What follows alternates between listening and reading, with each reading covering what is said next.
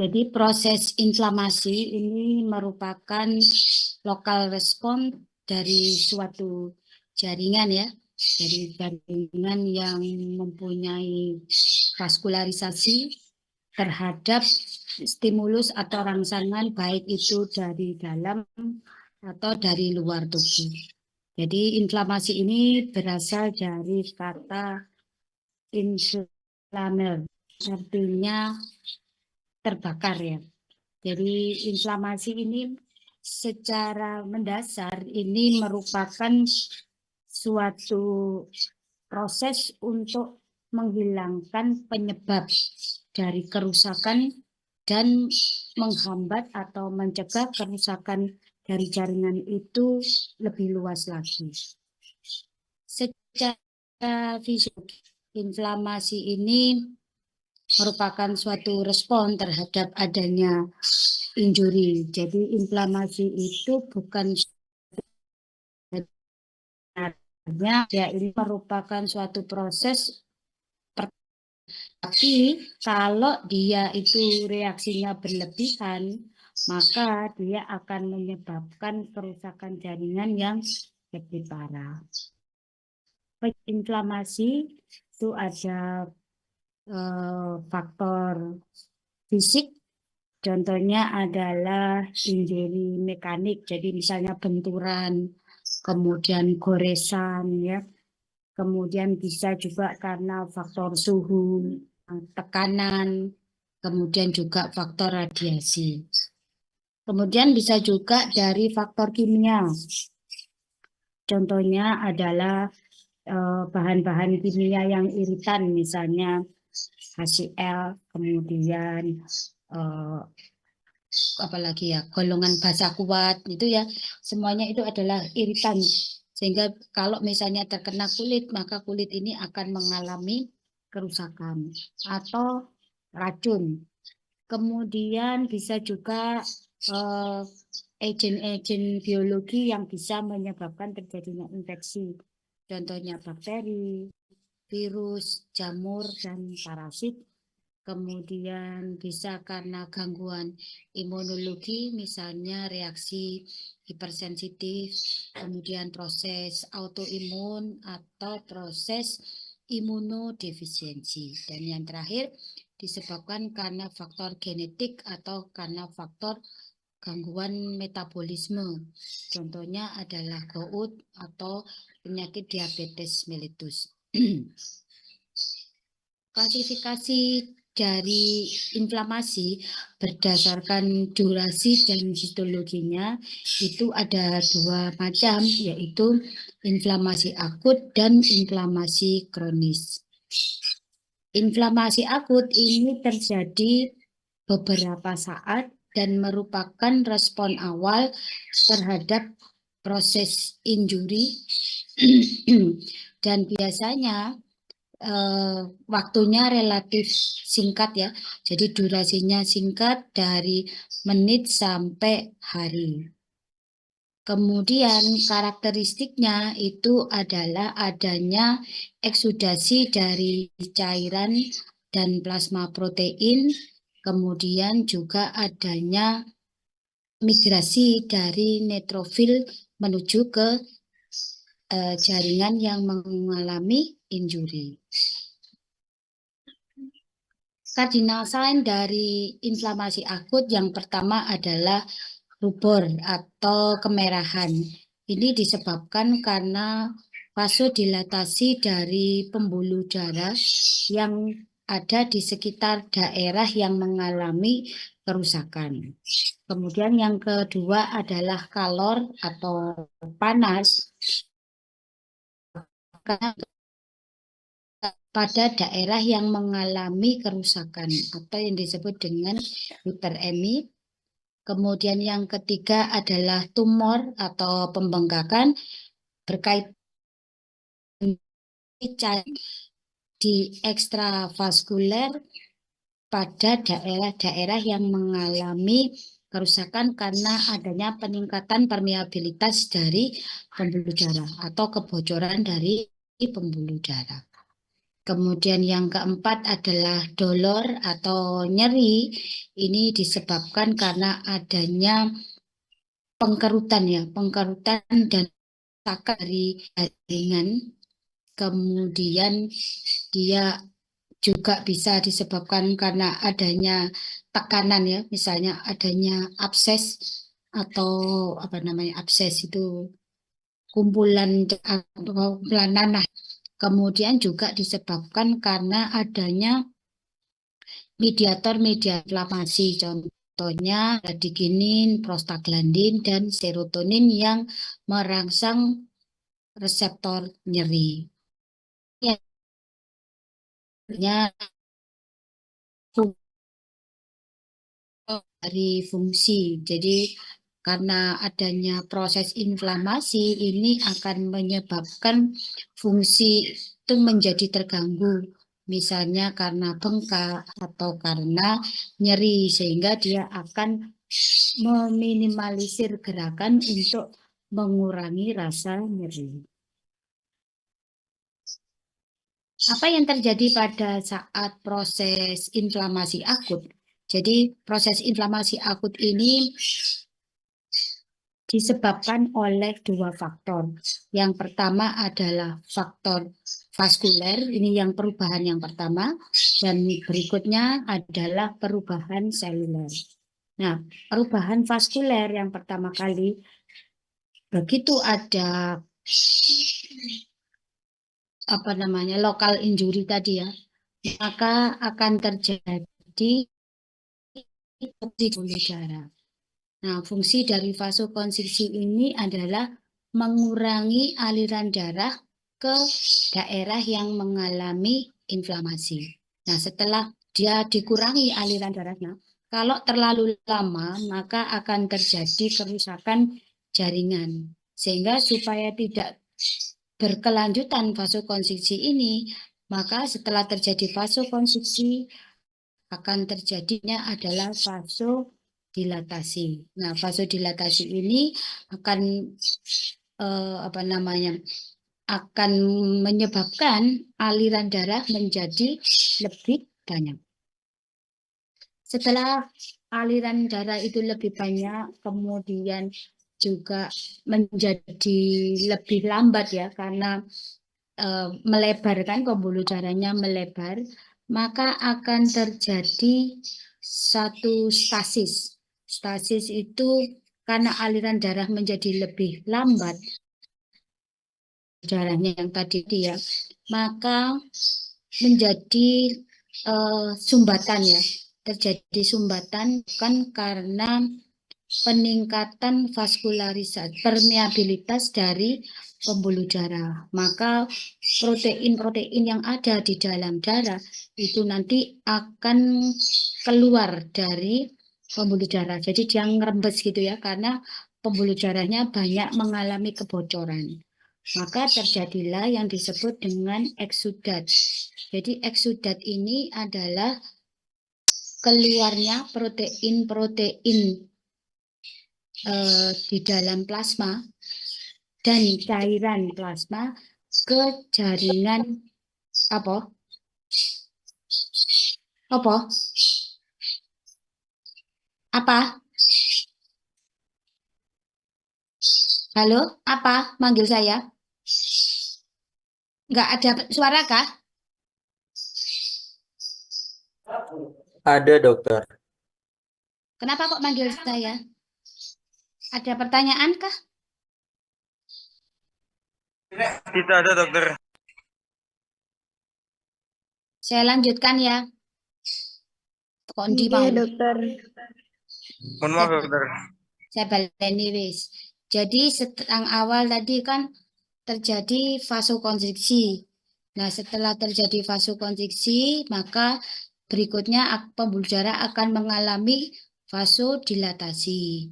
Nah, setelah terjadi vasodilatasi, aliran darah ini kemudian terjadi permeabilitas pembuluh darahnya yang meningkat sehingga terjadi kebocoran pembuluh darah, maka protein di dalam pembuluh darah dan cairan ini akan keluar menuju ke jaringan ekstravaskuler sehingga terjadilah yang disebut dengan eksudat.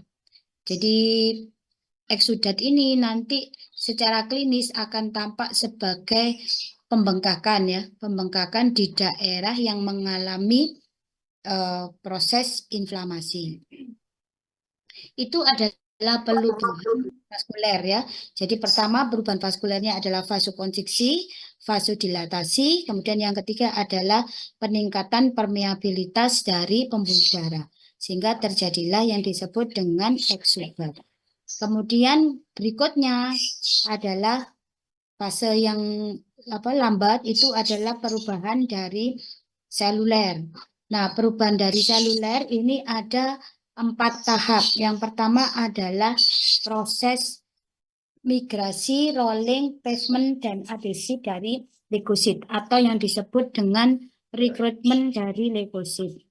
Kemudian yang kedua adalah perpindahan dari leukosit. Kemudian yang ketiga adalah kemotaksis, yang keempat adalah proses fagositosis. Jadi proses migrasi, rolling, paving, dan adesi dari leukosit yang pertama adalah proses migrasi ini, leukosit yang ada di dalam darah ini nanti akan bergerak ke arah pinggir sehingga dia mendekati sel endotel. Kemudian setelah itu sel leukosit ini akan rolling ya. Jadi rolling itu kayak gelundung-gelundung gitu ya. Dia akan rolling di sepanjang sel endotel. Kemudian dia akan mengalami pavementing. Setelah itu dia akan melekat pada permukaan dari endotel. Nah, proses melekat ini ada namanya protein adesi ya, yaitu misalnya selektin, integrin, atau imunoglobulin. Selanjutnya, setelah dia melekat pada endotel, maka akan terjadi proses perpindahan dari leukosit. Jadi leukosit yang sudah menempel tadi itu akan masuk ke celah-celah sel endotel menuju ke daerah yang mengalami kerusakan. Namanya adalah prosesnya diapedesis. Kemudian setelah dia masuk ke dalam jaringan, maka akan terjadi gerakan yang disebut dengan kemotaksis ya. Jadi kenapa leukosit itu bergeraknya menuju daerah yang mengalami inflamasi, bukan daerah yang lain di sepanjang pembuluh darah? Ini disebabkan karena adanya mediator yang dikeluarkan oleh sel bakteri ataupun sel makrofag dan sel-sel yang mengalami kerusakan. Nah, dengan adanya mediator ini, maka sel leukosit itu tahu daerah yang mengalami kerusakan itu di mana sehingga dia bergeraknya ke daerah tersebut bukan ke tempat yang lain. Mediator yang dikeluarkan oleh sel-sel yang rusak tadi namanya adalah kemotaksis. Nah, kemotaksis yang penting untuk sel leukosit sehingga dia bisa bergerak ke arah daerah yang mengalami inflamasi itu adalah sistem komplement, kemudian leukotrien, terus interleukin 8, di mana semuanya ini nanti akan menyebabkan granulosit, monosit, dan limfosit itu akan teraktivasi untuk bergerak ke jaringan yang mengalami kerusakan.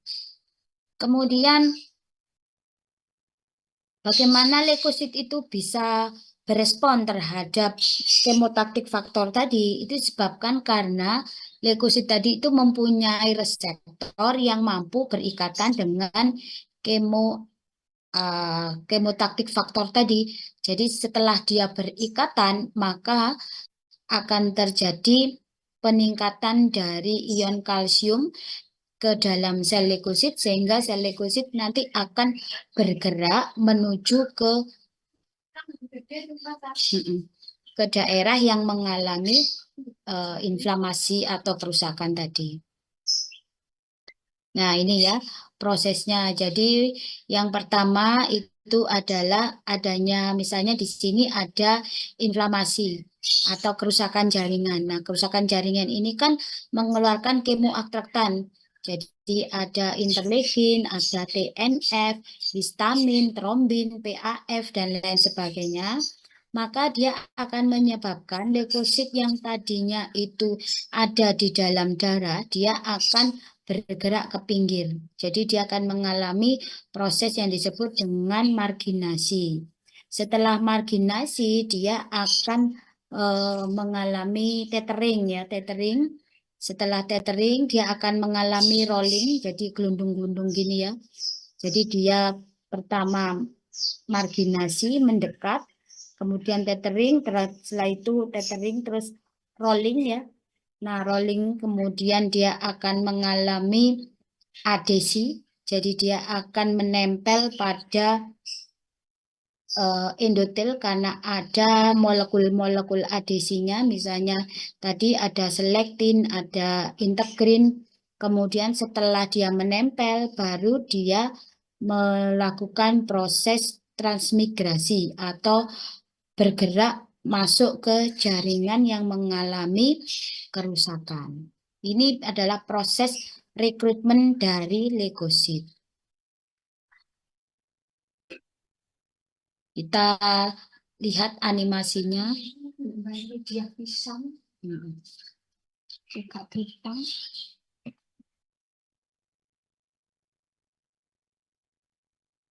Suaranya terdengar?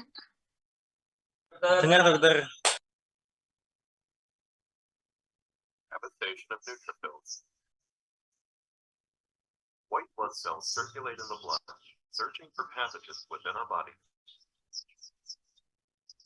Neutrophils, the most abundant type of white blood cell, patrol the blood for signs of infection. When inflammation is detected, neutrophils become sticky and roll along the capillary wall, adhering to it, and eventually squeezing out of the vessel. This entire process is called extravasation.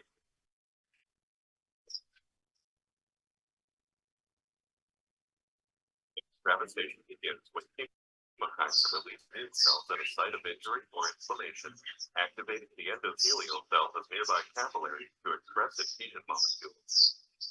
Neutrophils respond to the adhesion molecules by expressing counter receptors, which produce a weak interaction between the neutrophil and endothelial wall. The neutrophil adheres slightly to the vessel wall, rolling along the surface. This movement is possible through unique molecular interactions between neutrophils and the endothelial cell.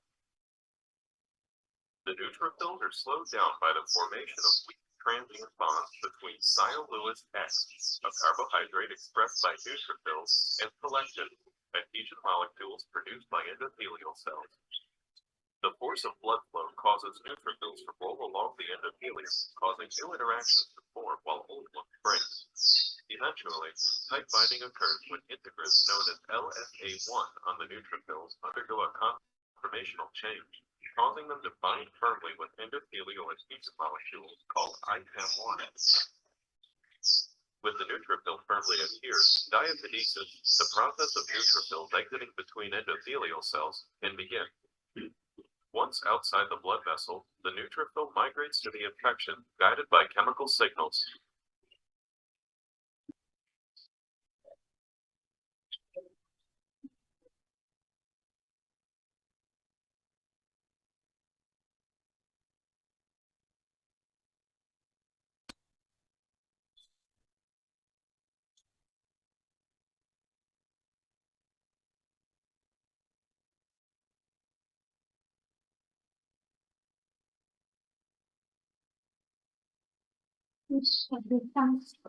Devastation of neutrophils.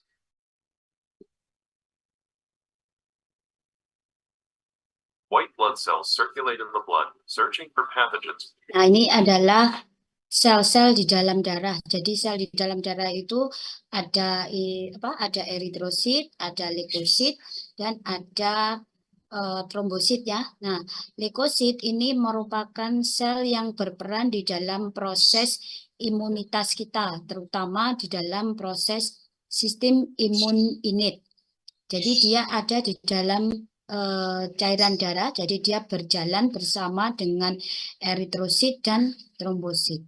Kemudian apabila ada suatu proses infeksi atau ada kerusakan jaringan, di mana jaringan ini nanti akan mengeluarkan mediator-mediator inflamasi, maka leukosit yang ada di dalam darah ini nanti akan berjalan ke pinggir dari pembuluh darah. Jadi dia akan minggir dulu di pembuluh darah, jadi mendekat ke sel endotel. Ini yang gambar ini adalah gambar sel endotelnya ya.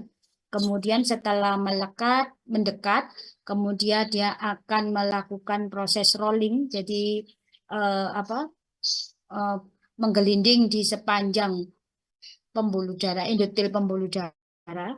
Kemudian dia akan berikatan dengan protein adesi. Jadi kenapa kok dia bisa bergerak menggelinding tadi? Itu karena dia mampu berikatan dengan molekul-molekul adesi yang ada di dinding pembuluh darah.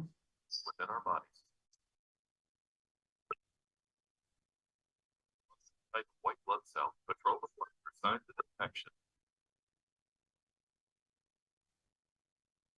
When inflammation is detected, neutrophils become sticky and roll along the capillary wall, adhering to it, and eventually squeezing out of the vessel. This entire process is called extravasation.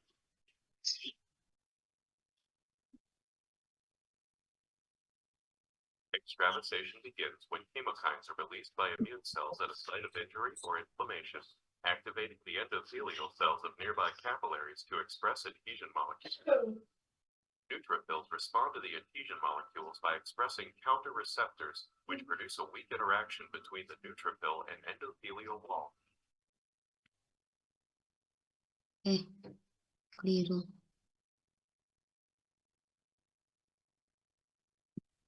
Nah, jadi kenapa kok leukosit tadi yang ada di dalam darah itu bisa bergerak ke pinggir ya? Itu disebabkan karena jaringan-jaringan yang mengalami kerusakan tadi itu mengeluarkan kemotaktik faktor. Nah, kemotaktik faktor inilah yang nanti akan memberikan arah atau memberikan petunjuk kepada leukosit kemana dia harus pergi. Nah, kemotaktik faktor yang paling utama untuk menunjukkan kepada leukosit lokasi dari daerah yang mengalami kerusakan itu adalah ada TNF alfa, ada interleukin 8, kemudian juga ada sistem komplement ya. Jadi dia tidak kesasar ke daerah yang lain. Itu disebabkan karena adanya kemotaktik faktor yang memberikan petunjuk arah di mana dia harus pergi ke jaringan tersebut. Jadi awalnya dengan adanya kemotaktik faktor tadi dia akan bergerak tadi ya. Jadi dia akan minggir dulu, setelah minggir dia akan rolling, setelah rolling dia akan berikatan dengan molekul adesi, baru kemudian kalau sudah mendekati tempat terjadinya kerusakan maka dia akan mengalami proses migrasi. The nearby capillaries to express adhesion molecules. Neutrophils respond to the adhesion molecules by expressing counter receptors, which produce a weak interaction between the neutrophil and endothelial wall. The neutrophil adheres slightly to the vessel wall, rolling along the surface. This movement is possible through unique molecular interactions between neutrophils and the endothelial cells. The neutrophils are slowed down by the formation of weak transient bonds between thiol-Lewis X, a carbohydrate expressed by neutrophils, and selective adhesion molecules produced by endothelial cells. The force of blood flow causes neutrophils to roll along the endothelium, causing new interactions to form while old ones break. Eventually, tight binding occurs when integrants known as LSA1 on the neutrophils undergo a conformational change, causing them to bind firmly with endothelial adhesion molecules called IgM1. With the neutrophil firmly adhered, diapedesis, the process of neutrophils exiting between endothelial cells, can begin. Once outside the blood vessel, the neutrophil migrates to the infection, guided by chemical signals.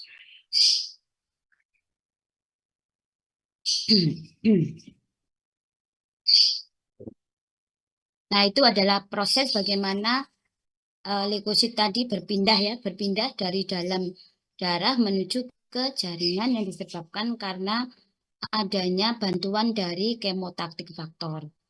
Kemudian setelah dia masuk ke jaringan, maka leukosit tadi akan melakukan tugasnya, yaitu dia akan melakukan proses fagositosis. Jadi proses fagositosis itu adalah proses engulfment dan internalisasi, artinya dia menelan dan memasukkan benda asing itu ke dalam tubuh dari sel leukosit. Kemudian nanti dia akan merusak antigen yang masuk tadi. Nah, dengan demikian maka bahan-bahan yang dimasukkan tadi itu akan menjadi rusak, kemudian dia tidak berbahaya untuk jaringan di sekitarnya. Nah, sel apa saja yang fungsinya memfagositosis dari antigen-antigen yang masuk itu, yaitu ada leukosit, terutama adalah neutrofil, kemudian monosit dan jaringan makrofag yang ada di jaringan. Fagositosis itu terdiri dari 3 step atau 3 tahap. Jadi tahap pertama adalah tahap pengenalan dan pelekatan dari antigen. Misalnya antigen tadi itu akan difagosit oleh makrofag atau oleh leukosit ya. Maka antigen tadi itu harus mampu dikenali dan melekat di permukaan dari sel leukosit dan sel makrofag. Jadi dia ini harus berikatan dengan reseptor gitu ya. Nah, kemudian supaya makrofag itu nanti lebih mudah mengenali dari antigen ya, antigen yang akan